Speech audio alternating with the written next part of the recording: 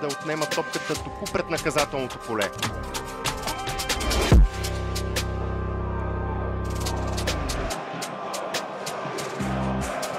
Политино. 3 на 2 в зоната на топката. Все пак Локомотив съумя да не загуби. На всички Добруджа.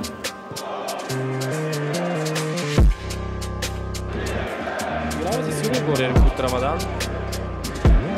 ЦСКА, Миньор Перник, Монтана, ЦСКА 548, Локомотив, Горна Оряховица, Септември София, Локомотив Слогия, Етър, Славия. Ще сменя обстановката. Еспиноса. Към Вълмина, далечната града.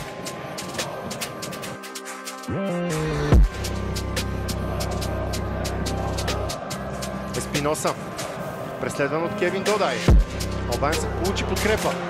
И от Кибовион. Петър Андреев пуска остра топка към Жулиано. Ами гол за Локомотив. Илиадис. Топка, която прехвърли абсолютно всички футболисти на Монтана и това дава възможност за контрнападение в черно и бяло. Енцо Еспиноса. Жулиано. Пълно различно.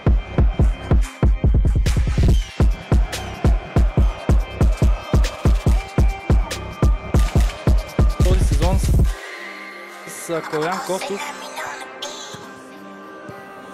Егер. Това е Иван Тасев. Енцо Еспиноса е срещу него. Скарчем. 3 футболисти на Локомотив бяха срещу него, затваряйки абсолютно всички.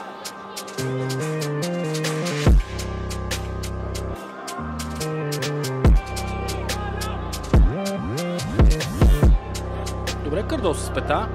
Аз на Рамадан не успя, но ето колко борба на Рамадан след загуба на топката, не за първи път. Переа, теч за Локомотив. Питните и рутинираните играчи на Локомотив, именно първи Сумарбаев. Политино изостря атаката, тук Еспиноса има възможност да стреля. Слабо изпълнение.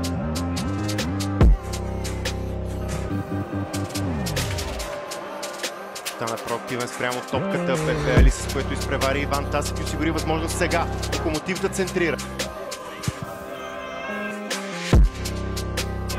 Новина от последните часове преди този двубой е, че бившият футболист на Локомотив Пловдив и любимец на феновете Хорхе Сегура пък подписа с швейцарския Цюрих. През Джонатан Куер.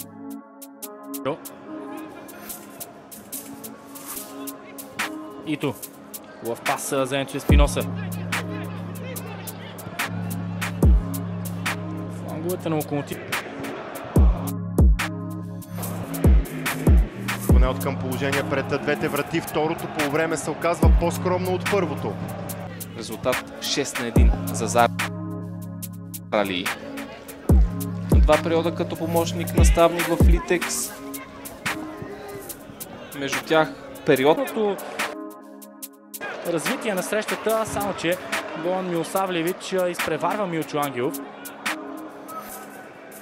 4-1 за Добруджа. Вече преминахме през не толкова. И още веднъж топката е пратена към наказателното поле и отново устрема отблъснат. Димитров, овладява Димитров. Еспиноса обаче запази хладнокръвна позиция. В центъра.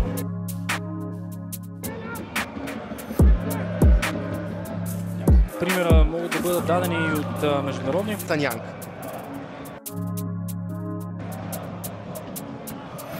Спиноса. Политино. Ето сега има доста пространство пред него и той... 3 минути. Добавено време на откритите части. Още една добра новина, поне за щаба на Локомотив Пловдив, е, че пейката на Душан Косич вече е на сянка. Повярвайте това. Много интересно как ще се разположат сега фронтмените в състава на Локомотив Пловдив. Дали Ито или Душан Керкес с появата на пастор, защото и пред Каталин Ито се отворили много възможности и сякаш румънецът се позагуби.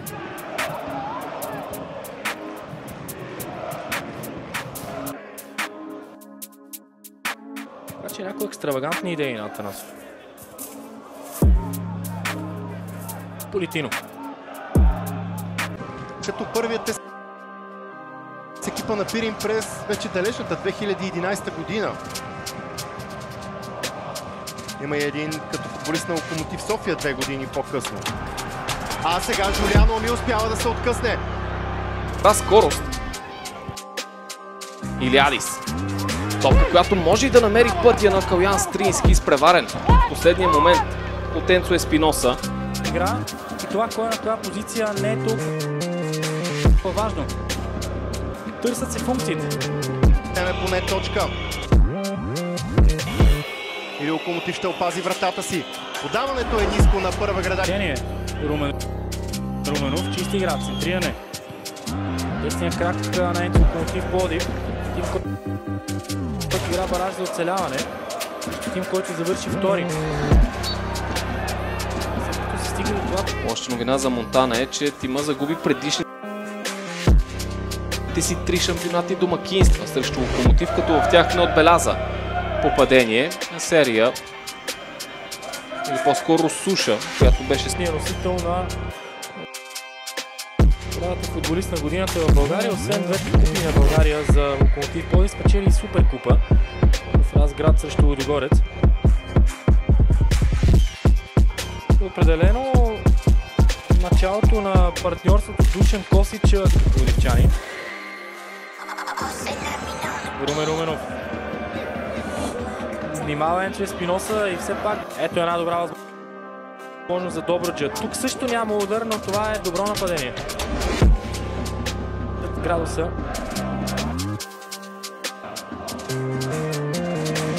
Подготовката ще бъде отново ключово значение. Политино.